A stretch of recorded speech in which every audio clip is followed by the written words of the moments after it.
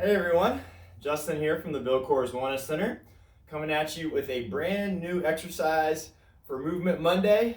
And that exercise or movement for this new Monday is a dive bomber push-up.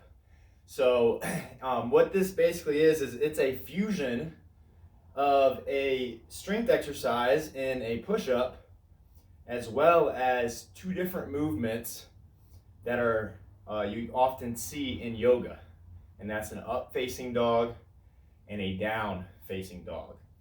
And so the great benefits of this exercise are that we're working on both strength of the upper body, particularly the chest, deltoids or the shoulders and the triceps, but we're also getting a lot of mobility and stretch and flexibility work in the hamstrings, as well as the back, the abdominals, the shoulders. So you name it, this is a great exercise that can be done with literally just ourselves. We don't need any sort of equipment. And so that allows us to be able to do this just about anywhere. And I'm gonna show you 3 different variations that you can do for this exercise if the original version I show you is too difficult when you go to try this.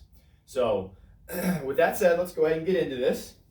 So what you're gonna do is you wanna start in a downward facing dog. So feet are gonna be hip width apart, hands are gonna be just outside of shoulder width.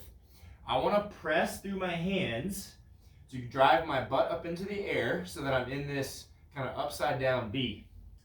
From here, what I'm gonna do is I want to keep my elbows pretty tight to my body, and I want to try to lower the top of my head to the floor, and then I'm going to start pressing up into a position such that my hips are low and I'm driving my hands through the floor to lift my chest up. So in this position, I'm still keeping my abs nice and tight, right? They're not completely relaxed because then my back's going to take a lot of this. And then I'm just going to press back up to the start. So this is what is typically the normal dive bomber push-up, where you're going to lower, elbows stay close to the floor, you press up into this upward facing dog, and then we press back up to down dog. Now, I will be honest with you and say that this takes a lot of upper body strength, particularly in the triceps, because the elbows stay so close to the body. So there's a couple ways that you can regress this to lessen the amount of body weight that is on the upper body, and particularly the chest, shoulders, and triceps. So one way, so this is going to be kind of like a medium like difficulty level, if this is the hardest version that I just showed you, is going to be elevating your hands. So same things apply. I'm going to push my hips up into the air. I'm pushing through my hands, and then again I'm going to bring my head down first. Then I'm going to press up into this upward facing dog before I press back to down dog. Let me show you one more there. So that is a way to make the version from the floor just slightly easier, just elevating the hands on any surface that you may have, whether it's a chair that's up against the wall or a couch or anything like that, or a weight bench in my case here. Then the third way I'm going to show you to do this is from the knees.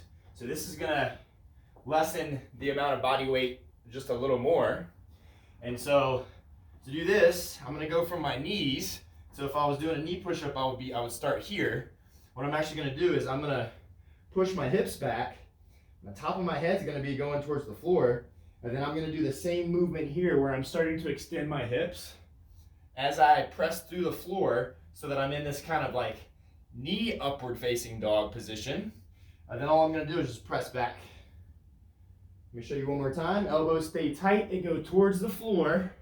And then they press us up into this upward facing dog position. Whether you want to float your legs up and bend the knees or keep them straight like I have them here is completely up to you. And then finally, in case you want even harder of a variation than the one from the floor and from the feet, I want to show you one more variation, which is going to be taking it back the way we came. So to show you that one, same rules apply. Hands wider than shoulders, just barely. Hips are in the air. I'm going to come down, I'm gonna scrape my chest towards the floor, press up into the upward facing dog, and now I'm gonna retrace my steps. So I'm dipping down, and then I'm pressing back out. And so that's a way to advance the normal dive bomb or push-up, where we're essentially going under the fence, imaginary fence, and then back the same way we came. So give that a try. Let me know what you think. It's definitely tougher than it looks, but it's a great exercise that works both strength and mobility and fuses yoga with an upper body pressing movement. And so the multitude of benefits from this can't be understated. I mean, we're getting so much activation of the upper body as well as stretch through the lower body. So give that a shot, and we'll see you next time.